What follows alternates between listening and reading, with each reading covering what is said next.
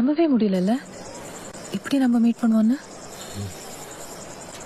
20 வருஷம் ஆச்சு. ஆக்சுவலி 22 வருஷம்.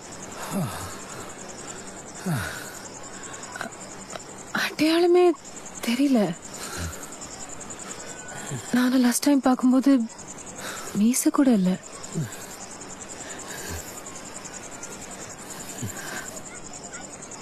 என்ன பண்ற ராம்? இந்த தாமரை குளம் மீறி தனியாகுதே, அதன் சூரியன் பகலின்றி காயதே, ஒரு பாதையில் இரு ஜீவன் துணை தேடுதே, அட காலங்கள் தடை மீறி தடை போடுதே.